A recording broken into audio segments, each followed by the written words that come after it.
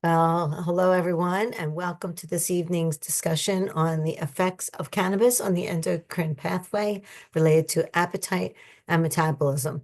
If you saw any of the posts, we put it in quotes as the Munchies. For those of you new to our program, I'm the CEO of Physicians Research Center Plus, which specializes in phase 2 through 4 studies, education, and analytics. Cerium is our education program, which is one pillar of PRC, and it's designed for healthcare providers like you who are busy but want to understand cannabis and its derivatives through the lens of science. Next slide. I'm just going to put this up here. For those of you that have already participated, I want to thank you. For those of you who haven't had a chance yet, if you could just scan this. You know what, Jehan? This is not the right one. I have to get you the right one. I'll do that before the end of it. It should say Cerium across it. So this one may not work actually. So sorry about that. So we'll get you the right QR code to participate in our questionnaire. Now this QR code does work, and this is a QR code designed to collect experiences for consumers who actually use cannabis or any type of cannabinoid products. It doesn't matter if it's synthetically derived or natural, it doesn't matter. So you can share this with your patients or share this with your friends or try it out yourself. It's very simple and it's anonymous.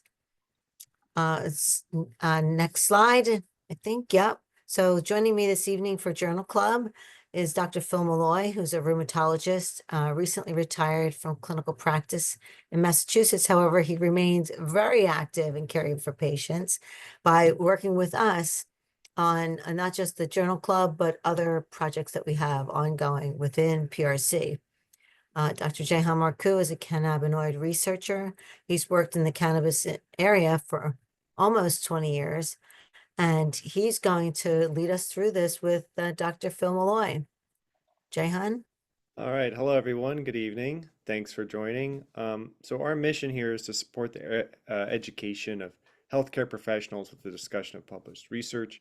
We do our best to approach each paper with consistency, fairness, and transparency. And again, all of this stuff is archived either on the website and also on YouTube. And happy to share those links with you if you put your email into the chat. So today we're going to discuss our featured article, Hey Hey, It's the Munchies, entitled Effects on Oral Smoked and Vaporized Cannabis on Endocrine Pathways Related to Appetite and Metabolism, a randomized, double-blind, placebo-controlled human laboratory study published in the Journal of Translational Psychiatry. We will spend a little bit of time talking about the method, but first, what brings us here today is an interest in what causes the appetite effects, or are the munchies as they're called, and what exactly going on in the body when you have a snack attack, right? Because we have this mechanism in our body. If you haven't eaten for a day and you come across a pizza, those first few slices taste delicious. It's salty, it's crunchy, and then after like your fourth or fifth slice, it just starts to taste greasy and nasty. So we have these mechanisms in our body that help to sort of control our appetite. And so I think it's a very interesting study to start to understand how cannabis can enhance that, hijack it, and things like that. So first, Phil Malloy, Dr. Malloy has come up with some poll questions we're going to ask just to kind of kick things off, get your brains thinking. So I'm going to launch this poll. Just some true, false, agree, disagree, very simple stuff. Just remember your answers go on your permanent record, and I'll be handing out certificates. No, I'm kidding. Just fill them out, have fun. This is just for us to discuss. So the first question is, there is no convincing published evidence that cannabis use promotes appetite. You could say, that's true. There's nothing that's convinced me that cannabis improves appetite or enhances appetite. You could say false. There's plenty of data. You could say, I believe that the appetite effect of cannabis is clinically important. You could say, yes, this is very important for the therapeutic effects, or I don't know, maybe it's neutral. Synthetic cannabinoids are being developed and tested for anorexia in various clinical settings. True or false? All right, we got a lot of responses. Very good. Great response rate. I will be um, ending the poll shortly. Here we go. In three, two, one. Let's try to change your answers. All right. Haha. All right. Sharing results now. Uh, Almost everyone said that that it's false. There is no convincing published evidence that cannabis use promotes appetite. Most of us have been convinced thoroughly by the data that there is plenty of data out there. Everyone agrees that the appetite effect of cannabis is clinically important. 100% answered agree, and 90% said it's true that synthetic cannabinoids are being developed and tested for anorexia in various clinical settings. I'm led to believe that really the only one of these that was a real trivia question was number three. Um, right, Phil? I believe you said that these are what what are the synthetic cannabinoids being developed for? You're on. I think you're on mute. If you go on clinicaltrials.gov and search cannabis and cancer cachexia, you'll see a lot of ongoing studies right now. And Excellent, a lot of excellent, it's synthetic, and a lot of it is not. Yeah. But it's an area of huge interest and research in the cancer world and less so in the HIV world. excellent. All right, we're already getting some comments coming into the chat. Teresa, if you want to take a look at that, let us know if there's anything to respond to, or we can talk about it towards the end. So, what kind of brings us here today is that we have this endocannabinoid system that consists of these receptors, and we make a lot of endocannabinoids. Some estimates is that there's over 100, maybe over 160 different types and various forms of endocannabinoids, and they do a lot of different things. And this system is expressed throughout the animal kingdom and is represented in almost every cell type. Um, and the endocannabinoid system is obviously involved in food intake, appetite metabolism, and energy homeostasis. Uh, Anything to add for the moment there, Phil? There's a lot of research going on with endocannabinoids fighting NAFLD or NASH, as it used to be called. And diabetes and energy metabolism. A lot of that work is going on, and there's no doubt that there's a story here. It's just not understood yet. Absolutely. And I think, for centuries, perhaps the most consistent thing from stone tablets to ancient papyri is the effect of cannabis on appetite. Um, there are much more controversial effects on cannabis, like whether it's good for the brain or not, has been debated since human beings wrote in cuneiform. But I think the one of the most consistent things throughout history has been the effect on appetite. And as a basic researcher that I've been for most of my career, um, is lab animals lacking CB1 and CB2 receptors. Actually worked with modified lab animals in grad school, and the biggest issue were the litters because many of the pups wouldn't eat, or they'd have other issues with their bones, or wherever you found cannabinoid receptors, you found some problems. So definitely the world has learned a lot from genetically modified mice lacking CB1 and even CB2 receptors. And Phil, you added this bullet point about THC binding to olfactory. Um, You know, what it means, we don't know, I don't think, but yeah, there are cannabinoid receptors in charge of taste and smell, gut mobility, all that stuff. What it all means, we don't know, but the receptors have been found in those tissues, all involved with appetite and how appealing or not food is.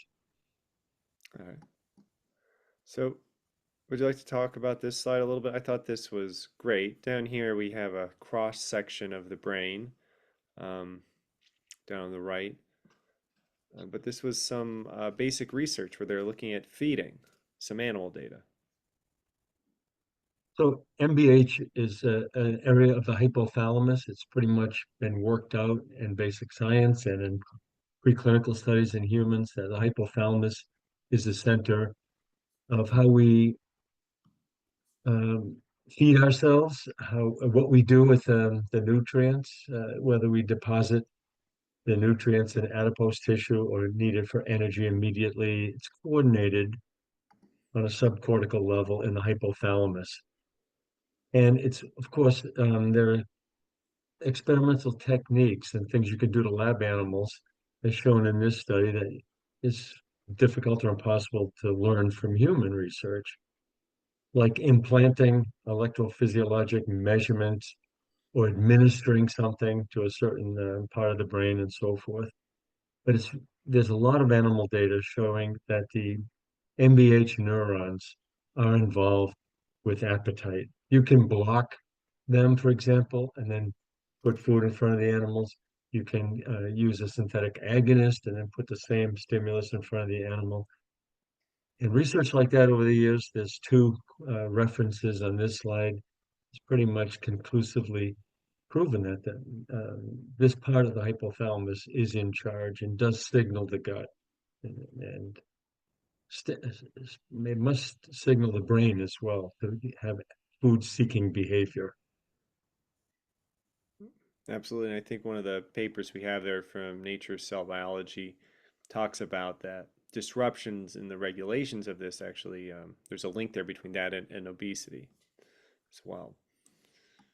Um, One of the things I think is surprising is one of the most well-studied things with THC, cannabis, and synthetic cannabinoids is chemotherapy-induced nausea and vomiting, CINV, cachexia, and HIV wasting syndrome. I found over 40 studies, maybe seven or eight, nine and a half, looked at some form of inhalation or smoking. And I think that why I also like this topic is its historical significance.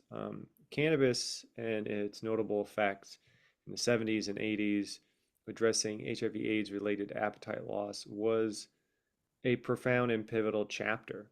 And I think without that, we probably would not have had quite the acceptance of medical cannabis or even be where we are today with the industry without those initial patient populations, that patient advocacy, the doctor patient advocacy, really. And it all came down to the appetite effects. And as I recall it, um, you know, some of those doctors who conducted those early studies are actually still in San Francisco, and we'll still give talks today talking about the kilos of weight people put on using cannabis. So it was quite remarkable for the time. Um, Anything you'd like to add, Phil? Well, it led to the general use and approval of products, actually. Yeah. Yeah, I think so. It was a very large phase one study in a way. Yeah. Yeah. Um, the ratings on cannabis and taste have also been a part of studies. A lot of anecdotal research. There's a 1970 study that's pretty fun to read where they have quotes from people like taste sensations take on new qualities. I enjoy eating very much and eating a lot. Talk about great reviews for products. But again, these types of statements were reported by 93% of the users. And, um, FDA approved dronabinol, synthetic THC, has been used to treat these conditions prescribed for decades. Um, and I think there are actually, I think, six or seven generic manufacturers. I wrote about it in my book chapter. I went through and researched. There's a lot of generic manufacturers, and no one has done it yet. But you could actually, if you wanted to, go generic and source natural THC for making Marinol, but no one has done it yet. My sister is an oncology nurse in a hospital. She told me 50% of the inpatients on her floor are on dronabinol products. Wow, that's incredible. 50%. Yeah. Kids. Uh, Well, I definitely think the pediatric use in cancer is a very promising area. All right, so moving on to some new research. It's great to spend some time in the past, but adding to that 40 plus pile of studies is a slightly new one. Um, Phil, do you want to talk us through a little bit of the highlight? sure. I think those of you who haven't read the article really carefully, it takes a lot of rereading to digest both the study design and the results, because it's a little on the complex side, even though there's only 20 people. It's prospective. There are there are four interventions. So everyone in every phase of this, and every patient is his own control. So in other words, if I participate in this study, I get admitted to an inpatient research unit. I have either a PICC line or some kind of a butterfly to draw frequent blood tests on me and the usual other things. So I'm in an inpatient research unit. And the first time I check in, I'm getting either smoke cannabis, vape cannabis, oral cannabis, or placebo. And the oral cannabis is embedded in a brownie, which Jahan's going to talk to you about in a minute. So I could be getting all placebo cannabis. I could be getting no cannabis and just a brownie and no cannabis. And that's one of my sessions. And then I go home. And a week later, I check back into the research unit. And I'm going to get an active product and a placebo of all the other routes of administration. So each subject is his or her own control, gets admitted four times to a research unit, and gets of the four potential arms that are interventions, three of them will be placebo and one will be not placebo. And it's double blinded, so the researchers and the subjects don't know. So that is a confusing thing when you see these graphs. Um, so what are they doing on these blood tests? They're not measuring THC levels necessarily. What the purpose of this study was to see, can we measure our body's own messengers for appetite and food intake and see what happens with cannabis and brownies, for example? So they measured on the last bullet, they measured total and active ghrelin, and that is nicknamed the hunger hormone, amylin, GLP-1, total insulin, and leptin. So all those things were measured at multiple time periods. It makes looking at these graphs confusing.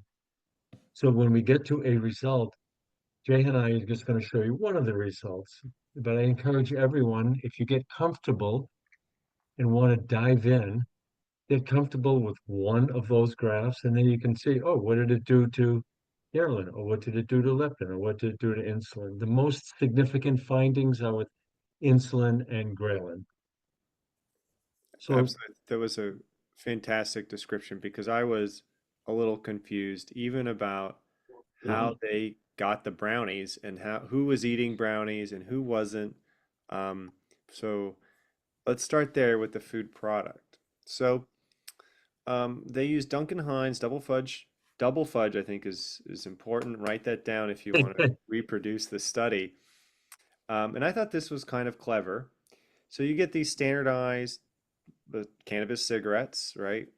Um, and they basically took one of these sort of fine powdered cannabis cigarettes, opened it up, placed it in greased aluminum foil, baked that at 121 degrees Celsius for 30 minutes to ensure decarboxylation of the acid precursor. I checked the supplemental data. It doesn't seem like they ran any tests like with HPLC to see that it indeed was, but I think anyone here would agree that that is ample heat.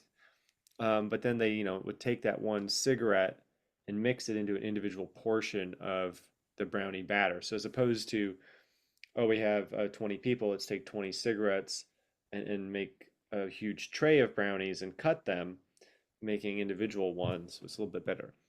What I thought was interesting is that uh, while it's a 6.9 plus or minus 0.9%, so let's just call it 7% for ease.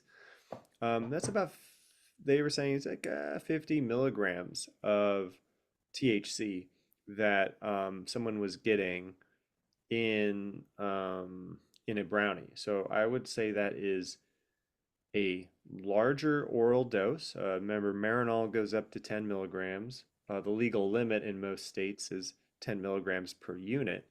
So I thought that was interesting that they sort of decided to take things a bit higher. No, no pun intended. And Um, I'll emphasize that if I'm a subject in this study, one of my four visits to the inpatient research unit, oops. I'd be getting that brownie that Jehan just told you about with 50 milligrams in it.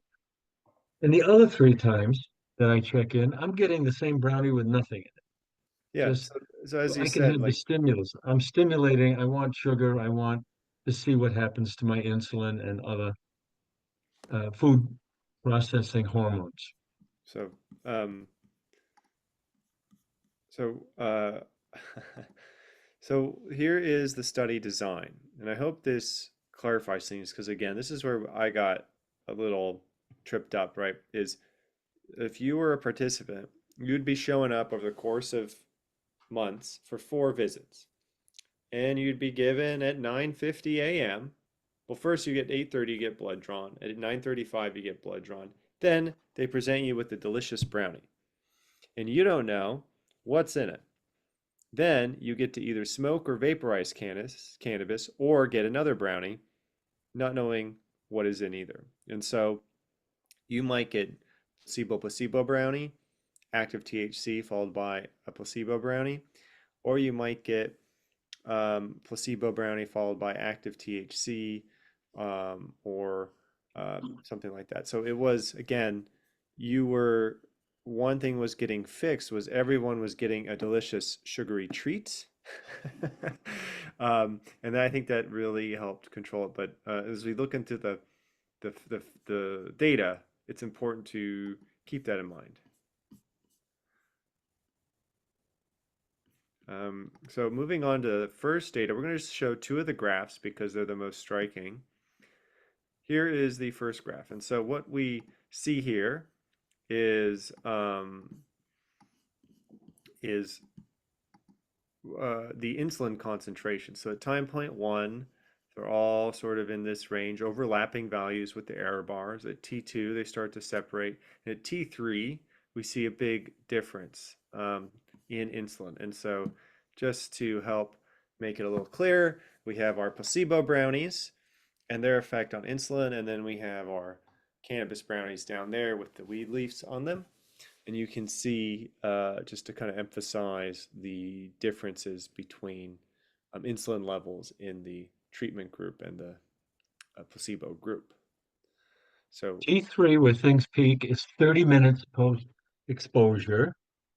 And the medium green, the lightest green bar, is the people who are on placebo for this session. So those are the placebo patients. And T3 is 30 minutes out, which matters if you're comparing vaped to oral, for example. It right. matters. And the next one we will show here is similar, but I'm going to draw a little bit of attention. The graph is down here in the lower left, and someone in the chat already mentioned Ozempic, but what's interesting is GLP-1 was actually seemed to be suppressed by cannabis. And Novo Nordisk produces this drug which curbs appetite. We have no evidence of what the potential interaction is between the two, but there is some overlap in targets, I would say, because Ozempic will target the GLP-1 receptor while cannabis is affecting GLP-1 activity. And so you can see in the graph in the left-hand side, graph D from the paper, that again, starting to see these differences between oral smoked or vaporized THC cannabis and placebo groups in terms of GLP-1 levels. And so if you have lots of GLP, you're not hungry. And you know it's true because it rhymed. Um, Phil, So any comments about this, or Teresa? I know that yeah, you I are think it knowledgeable. leaves us tempted to speculate that smoking cannabis while you're taking Ozempic, it may mitigate the beneficial effect of Ozempic and weight loss. Right. You may not, may perhaps decrease the efficacy of, Right. neutralize it, maybe. I Yeah. guess if you, Now, we don't know that, No, but the it's effectiveness. So, speculative. so we don't know. There's other products that we know that do similar things in the Right. mechanism. Right. Isn't it the anti-PD-1? I think that there's, one of the oncology. So there are other medicines where not just cannabis, but there's other products Right. where it can reduce the effectiveness or increase the effectiveness of certain products. But this is not, I don't believe that this has been studied yet. I did Right. some preliminary, as a pharmacoepidemiologist, these are the types of things that I like to explore. So I have started, after I saw this paper, I have started looking at this. and if you have patients who are using cannabis or hemp products and using Ozempic, we do collect adverse events and are studying that, and we'd love to, if you wanted to talk about that and what we're doing, please share your email, and Teresa will reach out to you, or someone from PRC will. So So it's being postulated that there's a biologic interaction between potential interaction between these two substances, which is different than a drug-drug interaction on That's a exactly pharmaco. right. Yeah, it's not the exact same thing as a No, drug-drug interaction in the traditional no. sense, just to Right. make sure. That's right. Thank you, Phil. That's exactly right. Right. I appreciate all those clarifications, and I think that it's just one of those things to consider, like the third bullet point says about therapy. This might be one of those things where you might want to monitor it a little bit.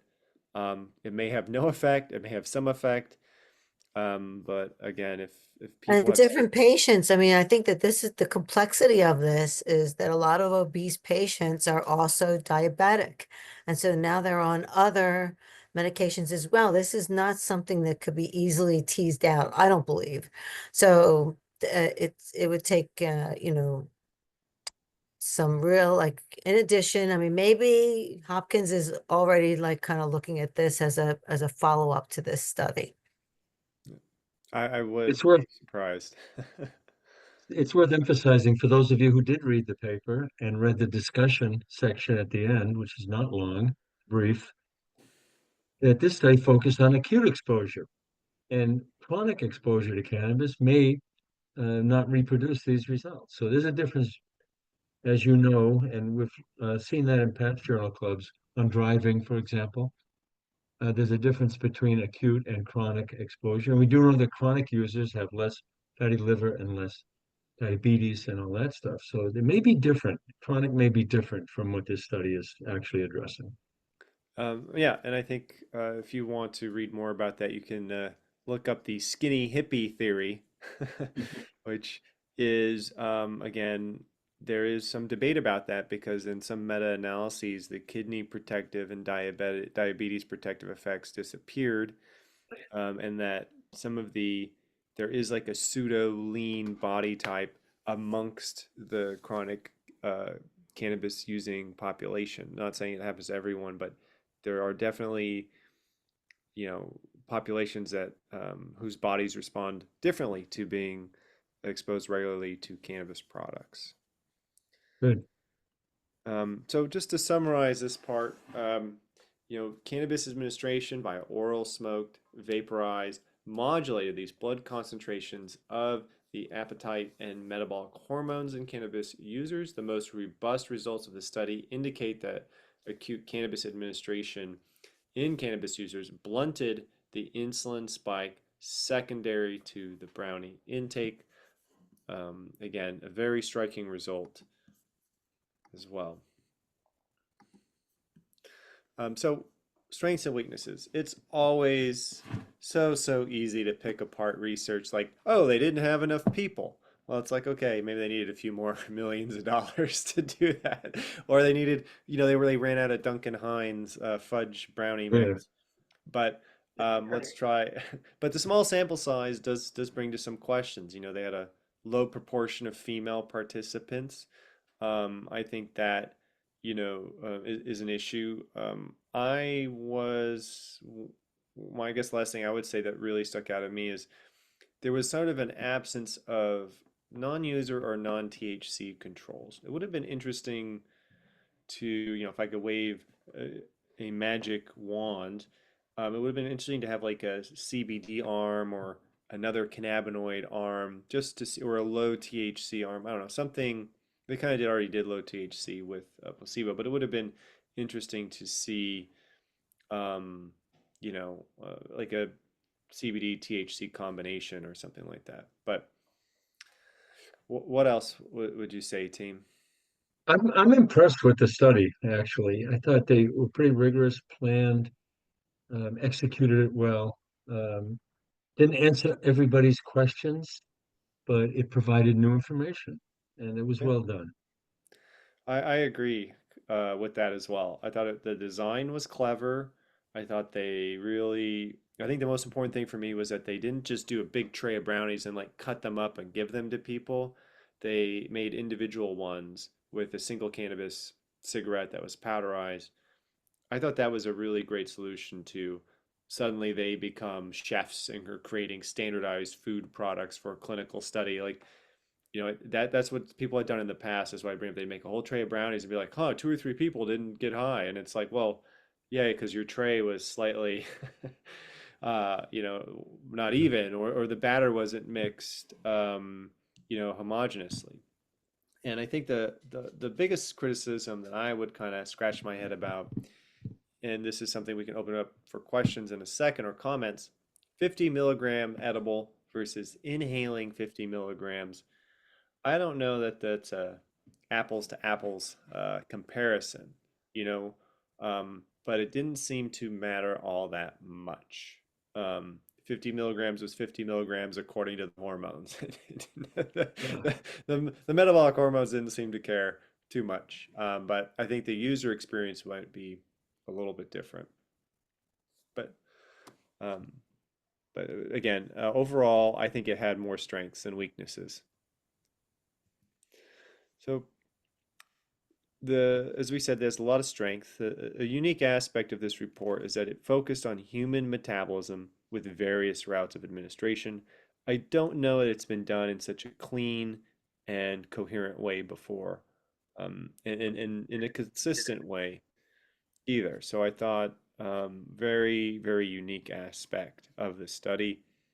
And it's important because we have this thing that's been observed by humans for centuries, if not thousands of years, um, and they want to fill in the gap and provide foundational knowledge about human physiology and cannabinoids. And I think it's rare that we get to see sort of these foundational pieces coming together. Sometimes there's all this incremental research and confirmatory research, but I feel like this is pretty new data, pretty fresh data, uh, unique study design as well.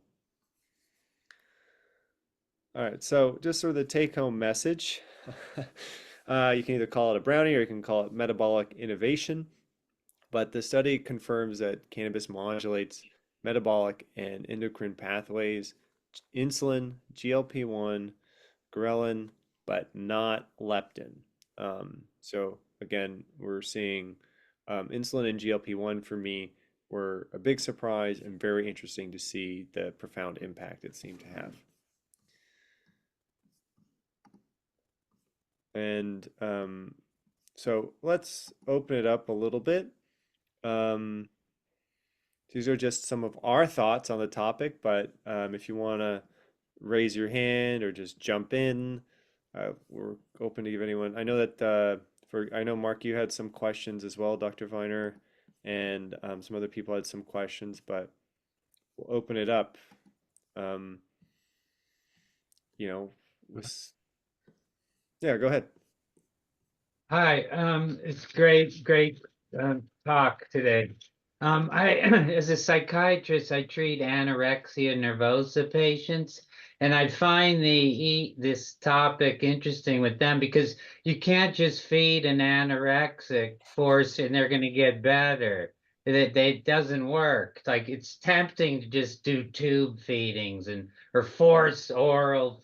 So because their brain is messed up, it's above the hypothalamus. So, well, I find that THC with this is interesting. I and THCV mix because I find the Ozempic and THCV, not THC, but THCV compares to Ozempic because that's an antagonist THCV to CB1 receptor. It causes weight loss and not eating. So, but what's fascinating is it's only available in high potent THC products, the real THCV. So, in a way, it's an ideal mix for anorexics. But the thing I like about it is you have to rewire their brain and get them to eat. So if you use the THC to rewire their brain and then you withdraw the THCV, they get a voracious appetite again and they live happily ever after. I'm hoping to see some of those kind of studies because there's quite a bit on eating and feeding disorders, feeding and eating disorders in psychiatry and cannabis, obviously. But anyway, that's a lot of material. Thank you very much.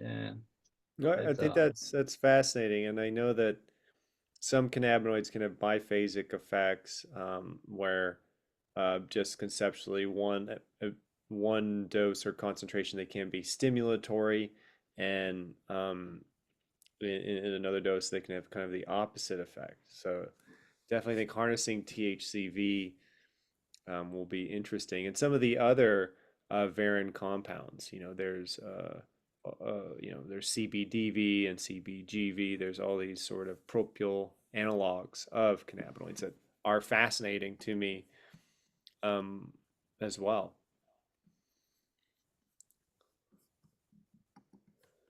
Thank you.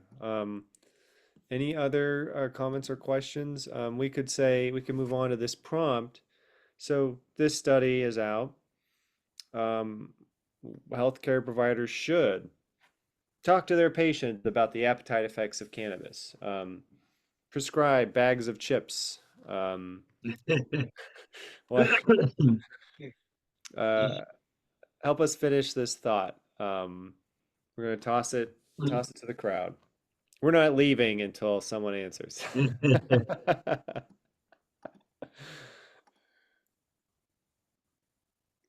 Okay, we got a can talk from Coach Chilla is healthcare providers should know that we have an endocannabinoid system.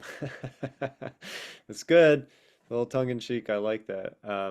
Definitely, healthcare providers must educate their patients about the endocannabinoid system. This is a Great. true thing. My doctors at UCLA don't know we have an endocannabinoid system.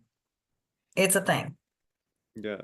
Yeah, I have encountered it in early days of research when I was studying cannabinoid receptors in the lab, and I entered a poster competition, and a poster judge laughed and was like, "Cannabinoid receptors, the most abundant receptor in the mammalian brain. How come I've never heard of them?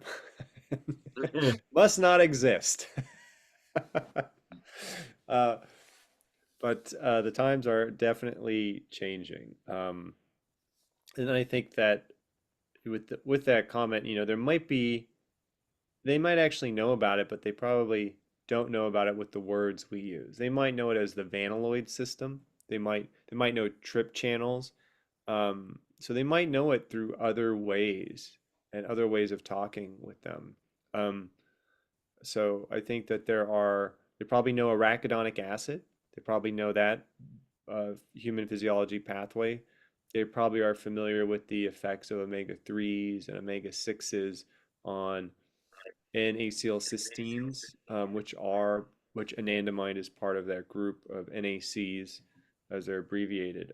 So it is it's it's in the milieu of their knowledge, but I think that they just haven't maybe labeled it as such. So just throwing it out there that there are ways to connect with them about talking about the expanded endocannabinoid system. It's definitely frustrating, but anyway, I hope my extemporaneous talk was helpful. Thank you for coming to my TED talk about the endocannabinoid system. All right. So Jayhan, I did put the QR code in there. I don't know if you can copy it out, but Yeah. People should be able to see it in the chat if you want to participate yeah, more there's a lot of actively. chats all of a sudden about the munchies and stuff. So Yeah, Excellent. great. thanks. All right. Are there any other comments? Would people like to go back to the research? We're just about at time. I'm happy to field any questions. Um, Still have people saying the Earth is flat. What do you mean? Did something change in science? So just letting you know, our next journal club will be in the new year, and we will be discussing CBD and THC interactions, what they actually do. And I think this plays into a lot of things we talk about because timing, what they say, good timing is unnoticeable. You don't notice when something is timed really well. Bad timing, whew, stands out a mile. Like when you're telling a bad joke and suddenly the room gets really quiet when you say the punchline, like bad timing, whew, really stands out. So we're going to be talking about dosing and timing because researchers have started to contrive these scenarios where someone's administered CBD and then 30 minutes or an hour later they're administered THC or vice versa, or they're administered it all at once. And the effects are surprisingly different in controlled settings. Um, so, timing, route of administration, THC CBD will be focusing on that and some new information, new study designs. But hey, we may present the methods and the data. You may not like it, may not be convincing. It's definitely been convincing for some people. Definitely excited about that, and getting just a few more comments coming in the chat. All right, excellent. So happy to have you all. So great to see some new faces. Thank you so much. Are there any comments or questions right now before we give you back a few minutes of your evening? All right, well, I'm going to Oh, stop this. well, have a nice holiday season wherever you are. Hopefully you get a few days off to enjoy somewhere along the way, and we'll see you in the new year. Yeah, Yeah, you as well. See you guys in April. thank you Happy so New much. Year. Happy holidays. Bye. Good discussion. Thanks so Thank much. you. Thank And you. my fellow colleagues. Bye for now. See you next year.